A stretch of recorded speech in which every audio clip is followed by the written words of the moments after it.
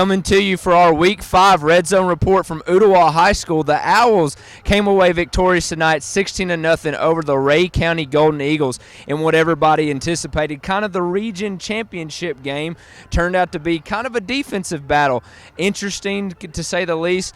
For River City Sports, I'm John Neal, Eric Sisson, talking about this Week 5 matchup.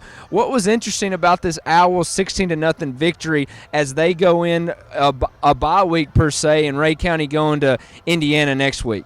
Well, I think coming into this game, last year Rhea County scored 41 on the Owls defense. Owls defense giving up 6.5 points per game so far this year. That'll drop after tonight, of course. But Rhea County's offense has been super explosive early parts of this season. Something had to give tonight. And we saw tonight that the defenses were the sides of the ball that prevailed. Only one offensive touchdown and 2 scores by Ooltewah's defense. Yeah, Ooltewah scoring 9 points, an early scoop and score by A.J. Diggs, the safety, senior safety from Ooltewah. Then you also had a safety by linebacker Tyler Reed, another senior on that defense. Got it started 9-0. Late in the second quarter, London Elrod was able to connect with Kobe Jones. That was kind of one of my key points on our roundup last Tuesday is Kobe Jones had to score, him or Scotty Strickland. And Ooltewah's offense just didn't really seem to go on, but it was that defense that carried them. What was most impressive from that Ooltewah defense? You'd have to go with number 7, Nick Putman. Definitely. Nick had a heck of a night rushing the quarterback tonight.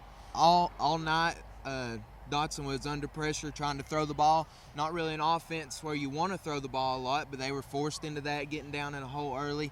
And then late in the game really trying to have him throw the ball. But Putman had 4 sacks at least, not sure yet. But, yeah, I mean, Pemberton he credited Ooltewah's defense, but he thought he himself could have called a better game for the Rhea County offense. So, but definitely the Ooltewah defensive front 7 for sure. And even Noel Patterson got his yardage through the air at the receiver position.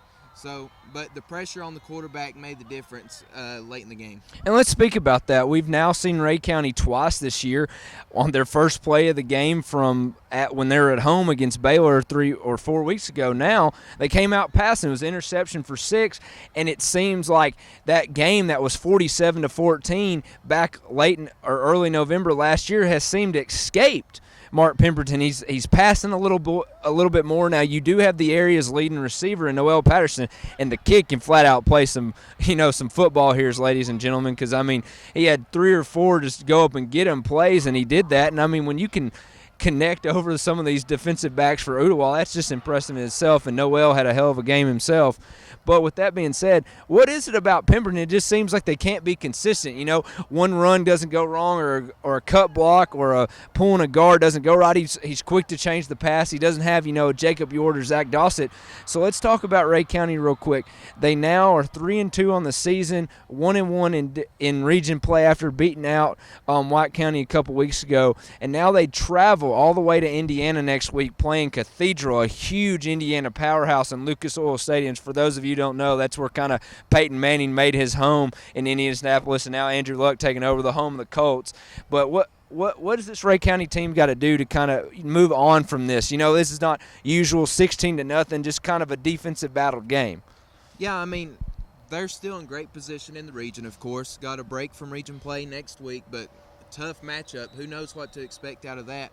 But kind of regroup next week and kind of, I don't know, take a deep breath and enjoy the road trip next week. Who gets to play in Lucas Oil Stadium every week? Not many teams around here can say that, if any. But you're still in good shape in the region. Kind of hope maybe someone upsets Ooltewah. It'd probably take 2 losses for Ooltewah since Ooltewah has the head-to-head over Rhea County. But still, if you do win out in the region, go into the playoffs, second round or second seed, still get to host 2 games possibly, and then maybe a rematch with Ooltewah in the 3rd round. Most definitely, and we know what Rhea County can be, especially when it gets cold. We saw that last November when they were able to knock off this Ooltewah team and get deep into the playoffs, eventually losing to the eventual state champion Knoxville West. They'll see Coach Cummings and those Blue Raiders. They'll see Saudi Daisy still and McMinn County. So big-time region play, but, playing, Riverdale all the way in week 1, uncharacteristic for this Ooltewah offense to kind of just not put points on the board. Anybody who saw them last year, they were able to go up and down the floor with Edward Hayes and Anthony Turner, and also you had Funzie Kendricks and Kelvin Leon, the names just consider, and they're kind of sputtering a little bit.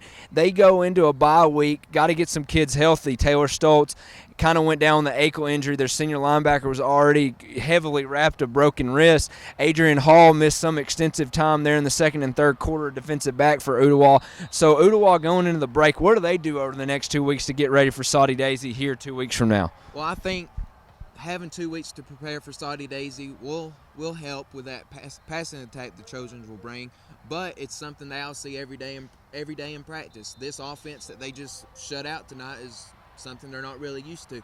But I think the offensive struggles tonight really it is a little bit of Ooltewah execution, but also the Rhea County defense is pretty solid in itself. But Coach Bryan said the same thing, is a mixture of both, but you won't really find out until you watch the film really what happened. I think Coach Aiken's offense coordinator was really trying to get Cameron Turner involved in the run game, get a little run game going, and the drive they scored, it was there at the end of the half when they were really having to speed things up and score quickly and pass the ball just about every play, and that's really what we've seen out of Ooltewah, but that was the only drive they were able to be successful at it. I think they really need to find an offensive identity over the next 2 weeks. We know what they want to do, and we know what they like to do, and we know what they're good at.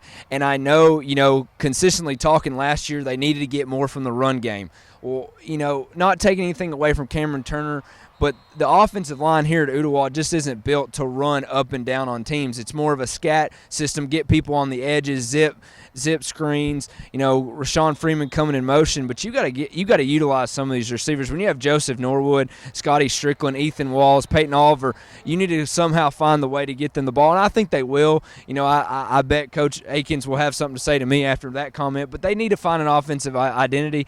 And for Rhea County, like you said, enjoy your trip up to Indiana. It might be a trip where you kind of get to see a couple other players who haven't really played yet and find some little bit of depth, because it is a business trip per se, but it's not going to hurt them in the long run because they're playing an out-of-state team. But moving on, I still like both of these teams in 1-2 in the region, but Saudi Daisy really hanging around. Last we heard they were up on White County, but really hanging around. They'll come in here in 2 weeks. They were shut out last year 40-0 against Ooltewah. So let's talk about that team. Let's talk about that matchup, a couple weeks away. What's Saudi Daisy going to have to do to top Ooltewah here at home, and what's Ooltewah going to have to do to kind of repeat the performance for tonight and shut out an offense that can score at will, just like we saw Rhea County's do before this matchup? Yeah, I think Saudi Daisy coming in here in 2 weeks, first of all, it's probably the last thing on their minds right now, but we can talk about it. Protect Justin Cook at quarterback. Allow him to have time. He's better out of the pocket, so it'll be interesting to see if he can stay in the pocket and avoid that pressure that the Ooltewah defense will for sure give him. But maybe that might be one of those high-scoring games that we expect out of Ooltewah. Saudi Daisy's defense is much improved, as is their offense with Justin Cook at quarterback. But I wouldn't expect a 40-0 type game like it was last year. Maybe one of those back-and-forth barn burner type of games for sure, but Ooltewah definitely has some questions to answer on the offensive side. It will be interesting 2 weeks from now here when the Owls host the Saudi Daisy Trojans in another Region 4 5A matchup. A lot of more implications come on now that Ooltewah will get into the thick of region play. They had their 4 non-conference opponents in 4 straight weeks there to start the season. But again, Ooltewah, big winners tonight, 16-0 over the Rhea County Golden Eagles in our Week 5 game of the week. Next week will be at Sequatchie County as they host Bledsoe County, and kind of the battle of the valley per se. But again, we'll be there for John Neal and Eric Sisson. This is the Week 5 Red Zone Report.